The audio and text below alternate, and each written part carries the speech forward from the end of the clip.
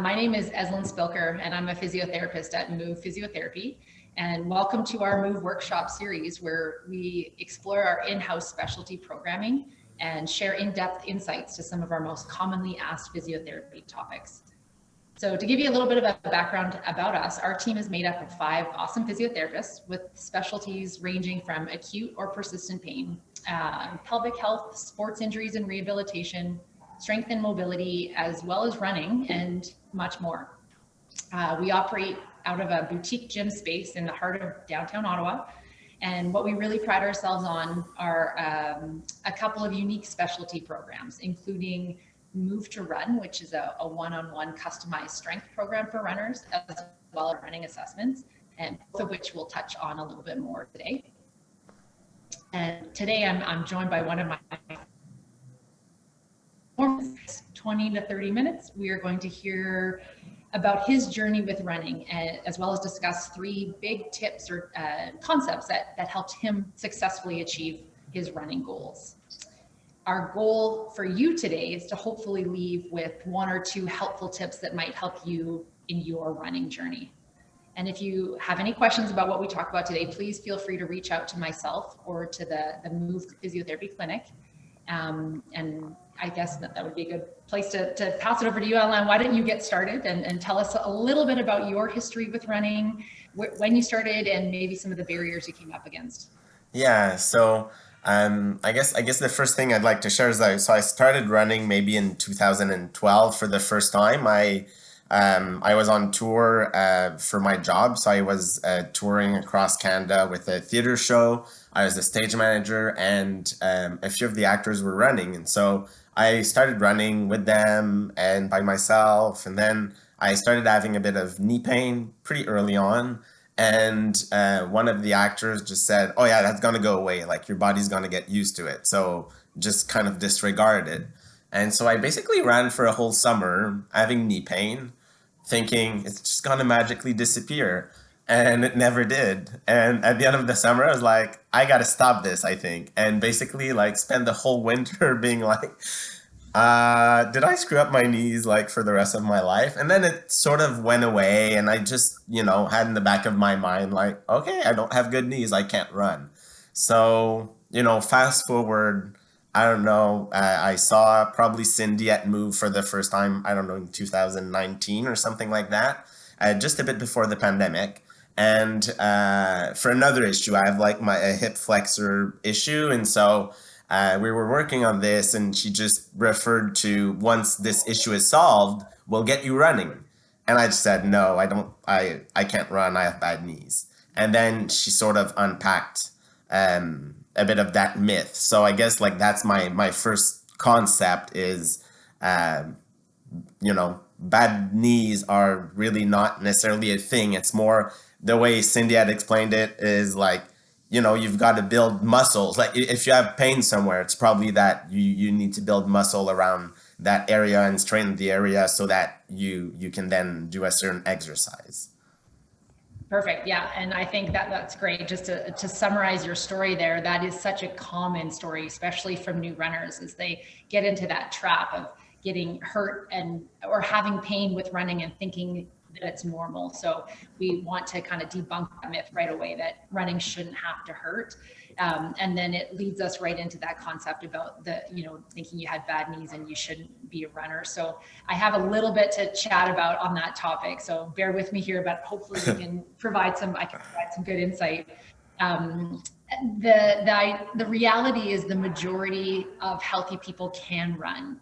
I think that there is a belief here that running damages our cartilage, but running in fact is good for you. And there is plenty of research to support that fact. We know the science that is out there right now that says that in healthy people, running does not damage cartilage, and actually is opposite. It's true that after running, our cartilage recovers very quickly, and over time can actually lead to an increase in strength in our cartilage.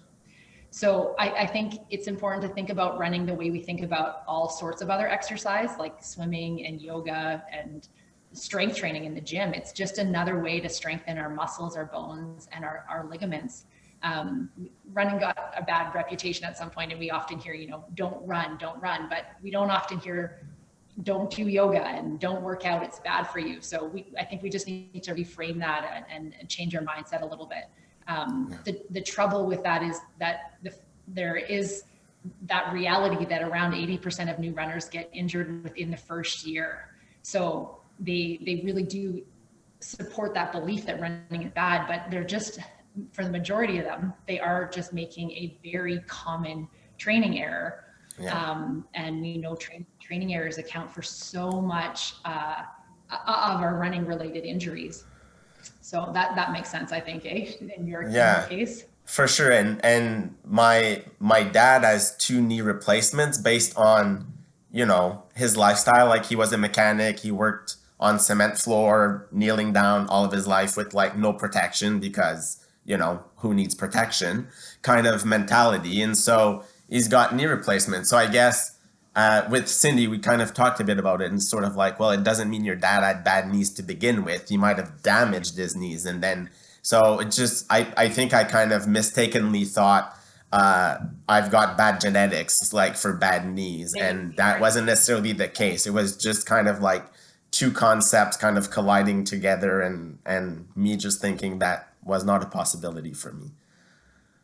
Yeah, absolutely. So the way that I kind of sum that up is that we refer to those mistakes in the beginning where we're just so excited to get out running with our friends or start a plan that we haven't really done before. We often describe that as the terrible twos. So too much, too soon, too fast. Right. So right. New runners going out really hard, and especially people that have a relatively decent cardio or fitness, they're trying to get that cardiovascular workout, but they're really pushing their tissues in a way that haven't been pushed, and we end up getting our reoccurring or repetitive strain type injuries showing up then. And right. the other piece I'd add is most running injuries are that gradual onset, right? So the concept there that we make a loading mistake, we do something, and our body is pretty resilient enough to survive for a couple of weeks. So there isn't really the development of symptoms for a while. We get a bit of a lag, and then a few weeks later, we start to see the knee pain or the arch foot pain or whatever start to present. And sometimes we don't have the foresight to look at what we've been doing in the 2 to 3 weeks before the onset of pain, because that's really the stuff we need to look at. So that change too can be anything. It can be mileage, speed, or how frequent you run. And it can also come down to a change in running surfaces. So lots of people who shift from treadmill in the winter to the road or trail. And footwear too is a big one that we kind of take for granted. We bought the same shoes as last year, but we don't appreciate that sometimes the footwear company actually has small little changes. And so that my tip there, I guess, is just to really think about if you're a new runner or returning from injury, or even just you took a prolonged break and you're getting back into it. I would say a key takeaway there is to really go slowly with your running, allow rest days, allow the tissues to be prepared safely so that they can tolerate the repeated loads of running. And I think summarize it up by saying, change is when our risk for injury is the greatest. So when you change something or start something new, just understand that our bodies are great at adapting to changes, but adaptation takes time and cannot be rushed or forced. Right. So yeah. Yeah, For totally. all the listeners. I know it makes sense to you. So yeah, why don't we, I'll turn it over to you and we can chat about your second key point. Yeah. So my second concept was sort of like 2-part of like just how useful it was to have a running assessment, like to have someone look at me, how I was like at my technique and sort of like find strategies to help improve it. I just remember, when I came to you, Eslin, I had started running a bit with like Cindy, like with just like the run for a minute, walk a minute, just to kind of get going. And then as soon as I was a bit more comfortable, I turned over to you for like the running program, and it was just very helpful. I remember like you recorded me on on the treadmill and just like then looking at myself and sort of like finding ways to adjust. Like I had a tendency to like bounce up and down as opposed to like kind of bounce forward. So finding strategies to kind of help address better technique or how to fine tune it. Yeah, and I know there's a second part coming, but let me chat on that first part there about technique, because it is important to recognize that, especially new runners, the training plan is so important. How you're running, how fast, how much you're doing. So we really need to modify our load and look at or manage our load is maybe a better word, manage our load. But after that is done, the running assessment is great in helping us to fill in the gaps of what kind of runner are you and what kind of loads are you putting on your body, and how can we maybe modify it a little bit so that you're more kind or efficient when you run. So when we looked at you, I would say I mean, when we look at anybody, we look right from the head all the way down to the foot. So we don't just focus on your footfall. I know that there's a lot of research out there about heel striking versus forefoot striking, but we want to make sure we look at the whole person. So what position is your body in? Where is your head and your neck and your arms, your shoulders? What else? We look at cadence and bounciness. Cadence, another word for cadence would be steps per minute. We do look at the foot strike pattern and how much noise you make when you hit the ground. So there's a lot to look at, but the idea is to really zone in on one or two big ticket items that will help you be the best runner that you can be. So you don't have to focus on so much stuff. Yeah. And I think we talked about this last time, either run on glass cue or like flicking your toe, little things we played with that some of them worked, some of them didn't. But at the end of the day, we found the ones that really connected with. Yeah. And trying to move away from, like you said, that there's a lot of bounce going on, and no, the research actually does support that people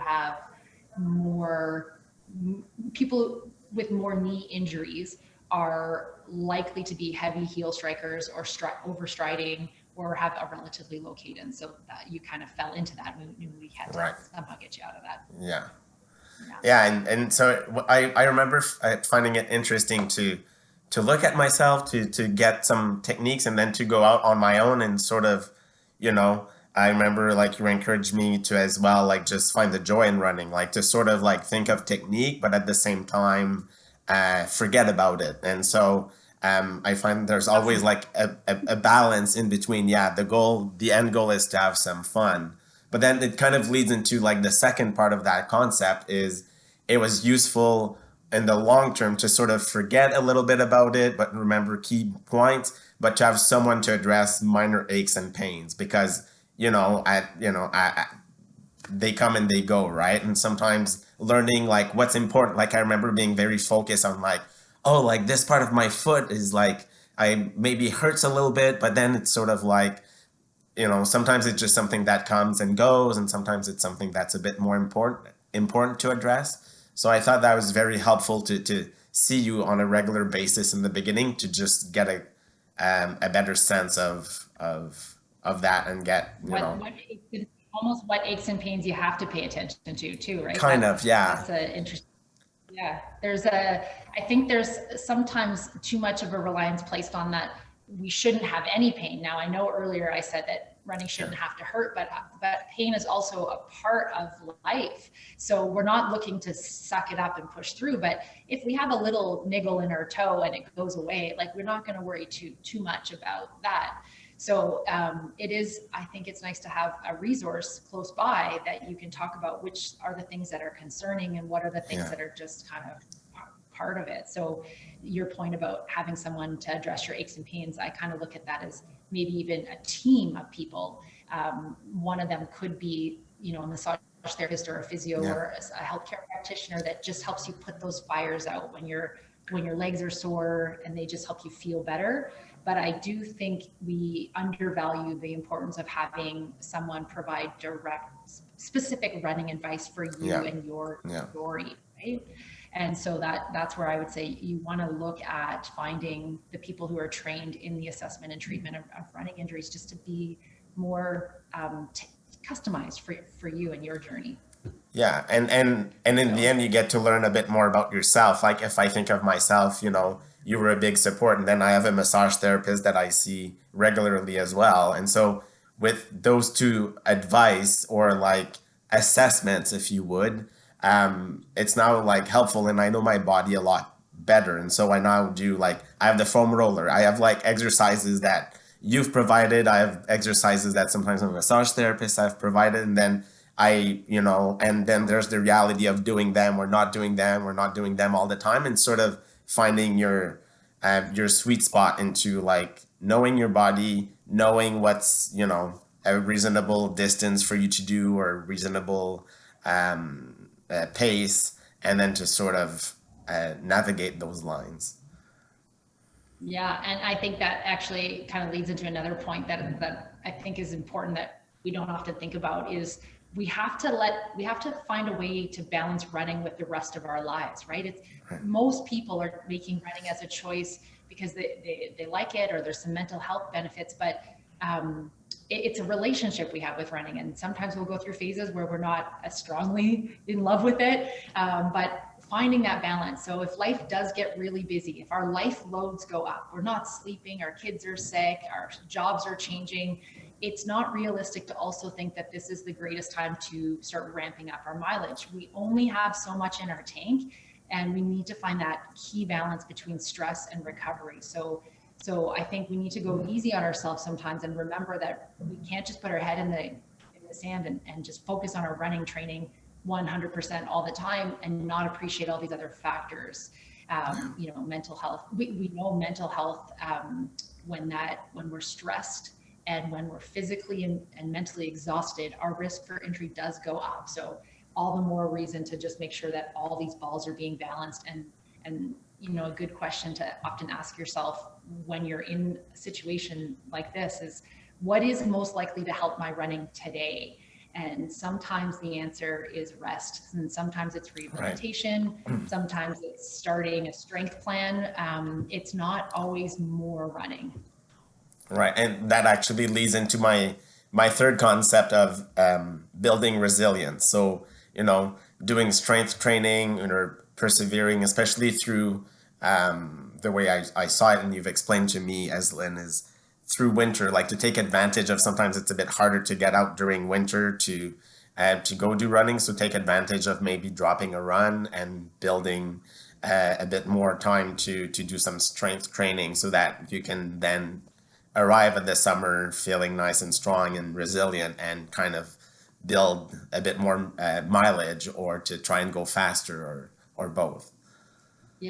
Yeah, exactly. So no, I love that. This is one of my favorite topics is talking about strength training, because I think that we see so much value there. There's more and more evidence that shows us that strength and resistance training is helpful in preparing our body to tolerate the demands of running, especially with higher mileage.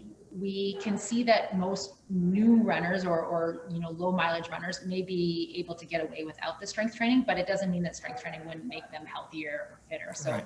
It is worth considering, but with the higher mileage runners, we see a stronger link there, and as well as in injury prevention and rehabilitation. So we're just making sure that everyone kind of keeps their eye on the strength piece.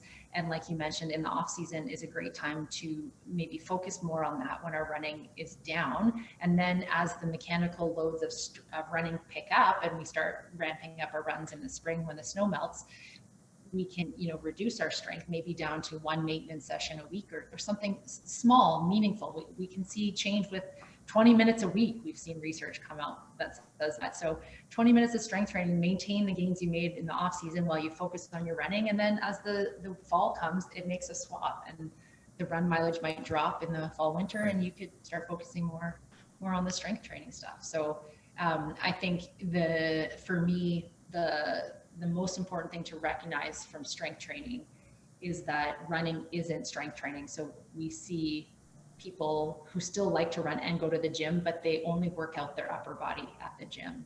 And their justification is that running is their leg workout. But I would challenge them to try to bring in some more strength training for the lower body, because we know that the forces acting on their lower body when we run are quite large. We know that the calves and the feet have about 6 to 8 times our body weight when we run, and our quads 4 to 6 times our body weight. So doing something in the gym or at home to strengthen those muscles in preparation for running, it makes a lot of sense.